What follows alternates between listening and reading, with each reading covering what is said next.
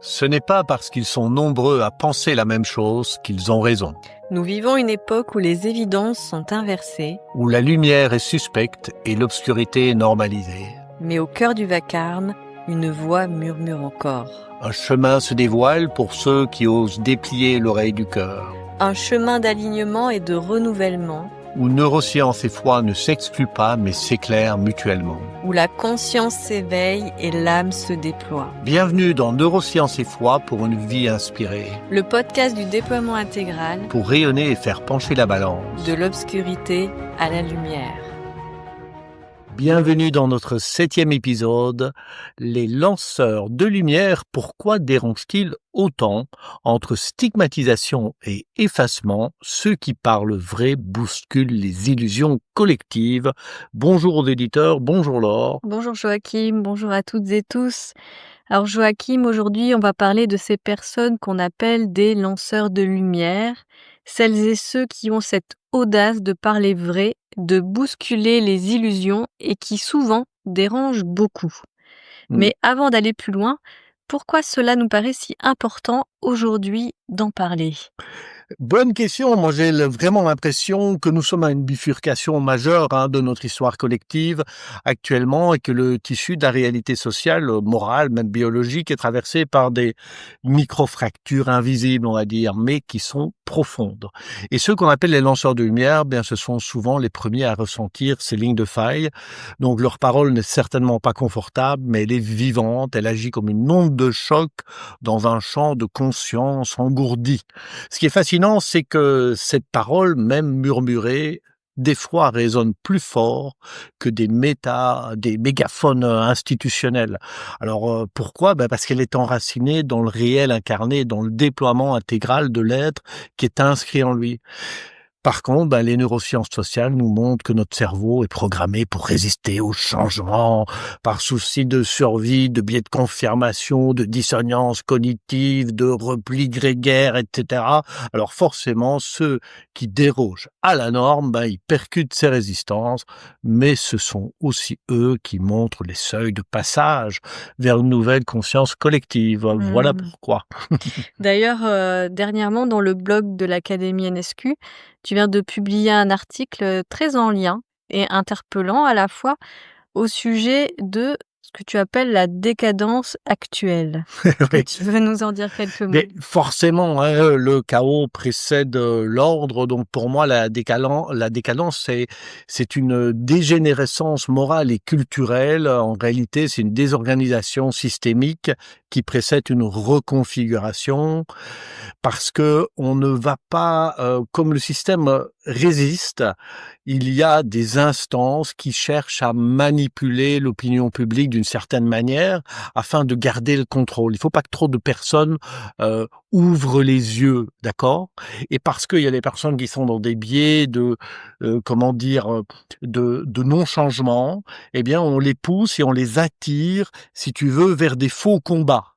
C'est-à-dire qu'on les attire vers des combats qui sont plus contre la norme, mais pas au bon endroit.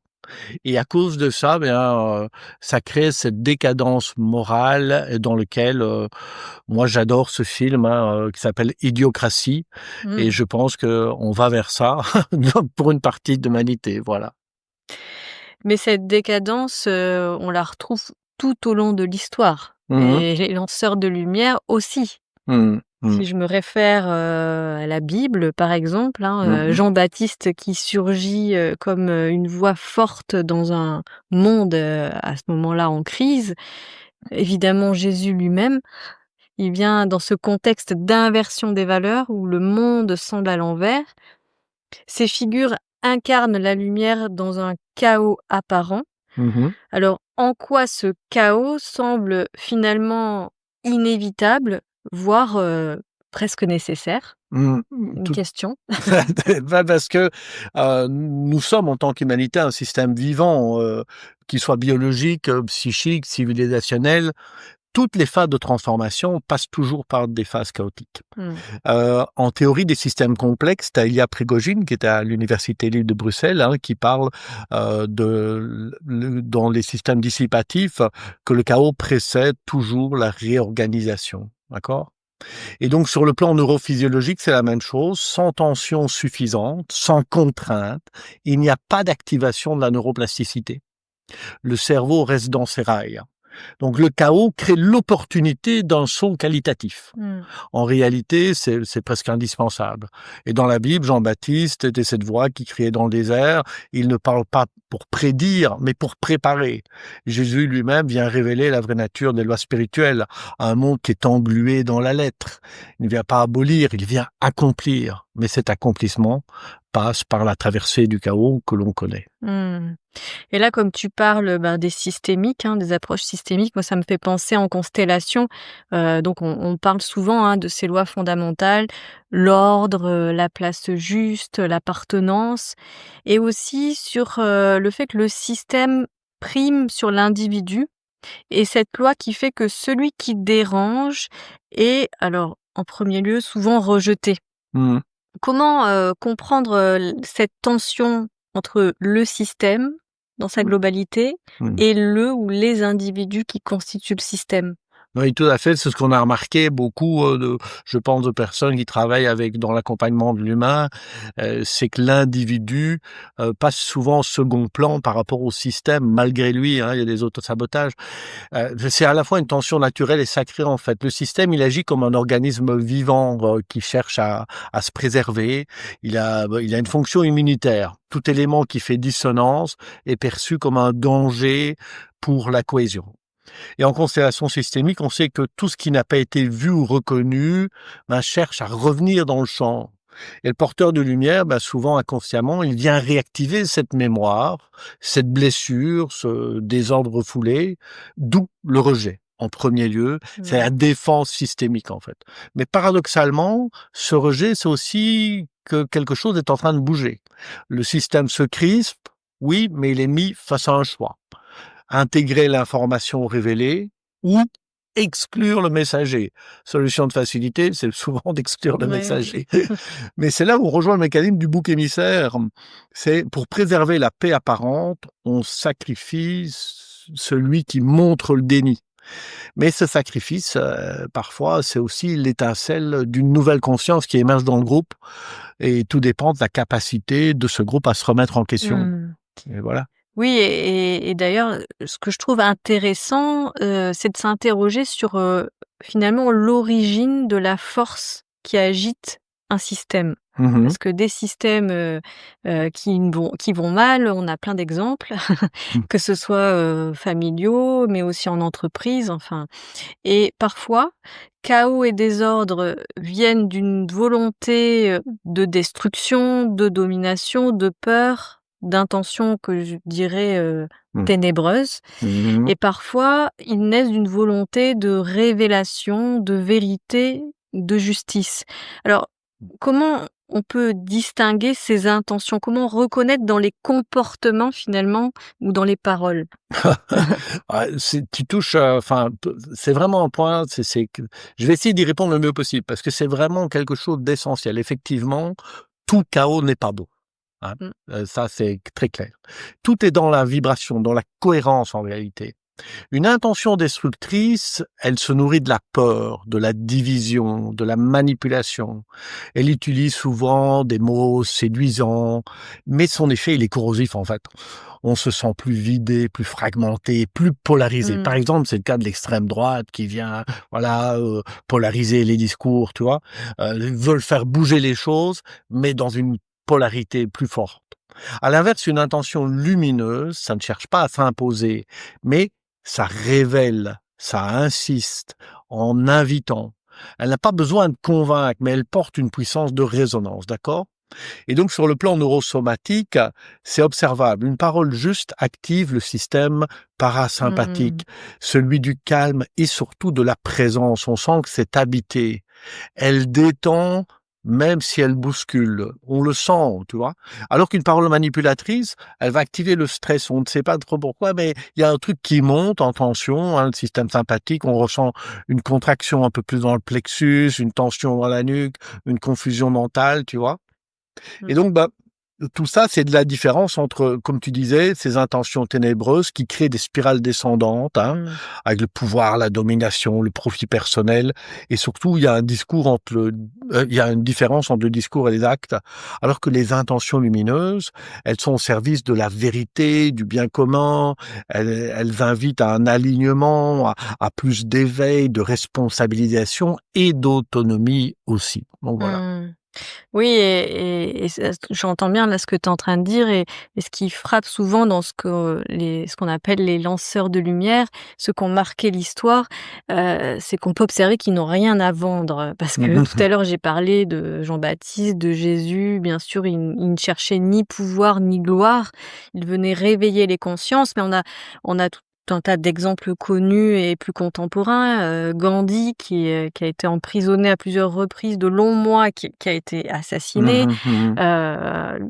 Martin Luther King, lui aussi, donc un pasteur et leader du mouvement des droits civiques aux États-Unis, emprisonné plusieurs fois, menacé, finalement assassiné. Nelson Mandela aussi. Enfin, on a vraiment beaucoup d'exemples. Il y a aussi beaucoup d'inconnus au grand public. En revanche, aujourd'hui, on voit aussi beaucoup de ce on appelle le bavardage spirituel, qui reste finalement enfermé dans le mental, ou l'ego, cette couche assez subtile de l'ego spirituel. Donc là aussi, c'est une subtilité qui est importante de souligner. Tout à fait. Pour moi, la parole vivante, ça ne s'apprend pas comme un discours, ça s'incarne, ça descend dans l'être. Une parole vivante, c'est pas quelque chose que tu prépares et que tu vas répéter, tu vois? On n'est pas dans la spirale dynamique, ça c'est des niveaux orange de leadership, etc. Dans un niveau plus profond, jaune, pour nos auditeurs qui ne savent pas ce que c'est que la spirale dynamique, allez sur Wikipédia, tapez spirale dynamique et vous verrez enfin les niveaux de conscience. Si c'est un niveau jaune ou turquoise, intégratif, c'est quelque chose en fait qui quelque part, c'est un peu comme si le champ quantique d'information venait t'inspirer. T'oublies, c'est une parole qui s'incarne, qui descend. Elle naît d'une vérité traversée dans le corps, d'une nuit de l'âme qui était accueillie, tu vois, d'un feu intérieur qui a brûlé les illusions. C'est une parole qui ne cherche pas à séduire ni à performer. Elle est nue, vibrante, dérangeante peut-être, mais profondément alignée. Et pour l'incarner, il faut traverser le silence intérieur, il faut traverser ce qu'on appelle le vide. Il faut traverser quelque part aussi son chaos. Pas le silence, mais celui de l'isolement, mais celui de la présence en fait. Et bon, pour ça, il faut se déshabituer du mental, qui commande toujours tout, que nous on appelle en NSQ le commentateur. Et réapprendre à ressentir et laisser couler le flux, tu vois. Et c'est là que la NSQ rejoint la foi vivante. La parole n'est plus un outil de contrôle, mais une extension du souffle intérieur. En neurosomato-quantique, lorsqu'on est aligné avec la personne en face, on capte des informations et on laisse les propositions venir et ça pointe et c'est juste, tu vois. Donc sur un plan neurophysiologique, ça change tout aussi. Quand tu es dans un alignement corps-cœur-conscience, ton système nerveux est bien régulé, ton énergie ne fuit pas, ton verbe porte, etc. Tandis qu'un bavardage spirituel, c'est un déguisement, c'est un masque de plus, des fois brillant, parfois sincère même peut-être, mais dissocié. Il vient du besoin d'exister, de prouver, de montrer qu'on a compris. Mais c'est pas une qualité vibratoire pareille, quoi. Voilà. Oui, en fait, cette lumière ne s'impose pas par la force. En tout cas, la force personnelle, on va dire, par sa propre force individuelle. Et souvent, voilà, ce qui est vraiment important, c'est cette humilité, ce qu'on peut appeler se plier les genoux, le genou devant l'éternité, devant l'éternel. Comment cette posture intérieure permet-elle de tenir face aux résistances, au chaos justement, puisque c'est le sujet, notre podcast et de ce que certaines personnes peuvent vivre très fort actuellement, sans se consumer ou s'éteindre ou sombrer dans la colère? Mmh. Qu'est-ce C'est clair, tu sais, l'être humain, il n'aime pas le rejet, hein. Donc ça, c'est inscrit dans ses gènes et c'est inscrit dans son histoire. Nous sommes des êtres relationnels, hein, donc ça, c'est sûr. Donc, quand on projette sur lui l'ombre collective pour ne pas avoir intégré le message avec lequel il vient, il devient un bouc émissaire Mmh. et c'est pas facile de porter ça. Mmh. Faut avouer, c'est un c'est il va falloir dépasser finalement, ce regard-là, accepter que l'on dérange, mais encore une fois, sans chercher à convaincre et c'est là, en fait, que ça fait toute la différence parce qu'on doit, heu, finalement, on ne le fait pas pour soi. Si Mmh. on a quelque chose à dire, c'est parce qu'on sait que notre temps est compté sur la terre, qu'on perçoit, ce désordre et ce chaos et qu'on n'a plus envie d'être dans du bavardage ou je dirais des comment dire? De parler de la pluie et du beau temps et donc in fine, on va chercher des résonances peut-être avec ceux qui sont prêts à déplier l'oreille du cœur et pas les autres, voilà. Oui, oui, en fait, ce que tu soulignes, oui, c'est par rapport à cette peur du rejet, cette sensation de solitude et surtout que les exemples les plus marquants, dans l'histoire, on mesure le prix qui a été porté, qui a souvent été très lourd, hein. Tout ce que j'ai cité Mmh. sont quand même des êtres, qui ont été, crucifiés, décapités, assassinés donc forcément, ça Bah, leur a coûté cher sur leur propre vie. ouais. Mais en même temps, il y a plein d'exemples, hein, dans notre vie de tous les jours, hein, Bah, dans regarde, l'entreprise par des exemple, des on a l'exemple, de WikiLeaks, hein, de Julian Assange qui a été, enfermé pendant 10 ans, à sa manière, c'est un porteur de lumière. Il a pointé, du doigt, il a montré, il a révélé des secrets, d'État qui étaient très nocifs. mmh, On fait pareil pour Edward Snowden qui a dû, malgré que finalement il vient d'une famille patriote américaine et que le mec il a fait ça pour dénoncer les complots et la manipulation des masses. Aujourd'hui, enfin voilà, il est expatrié de force quelque part. Donc, ça n'a pas, le monde, c'est un éternel ouais, recommencement. ouais. C'est- Oui, oui et la nécessité, oui, d'être dans un réseau de soutien, de sentir qu'on n'est pas seul, Ah ouais, à ça vivre c'est important. et d'avoir ce mouvement de foi vivante Mhm, et donc qu'on vient d'évoquer ensemble. mhm, Et justement, là, parmi les personnes qui nous écoutent, hein, mhm, il y a je pense qu'il y a des personnes qui peuvent ressentir, hein, cet appel et qui hésitent, hein, à faire le pas, même si c'est des petits pas dans le quotidien, dans un quotidien d'entreprise, dans un mhm. quotidien de famille, d'association, et cetera. Comment, avec, nous, ce qu'on peut, utiliser ou traverser, comment on peut aider, ces mouvements? Quels conseils, on peut Bah, que c'est tu important. pourrais apporter? Oui, bah, c'est-à-dire que la première chose, c'est vraiment très très important. C'est par quoi est-ce qu'on est porté, tu Mmh, vois? C'est pas un besoin de reconnaissance, c'est pas chercher à exister, c'est pas le besoin de prouver qu'on a raison, et cetera.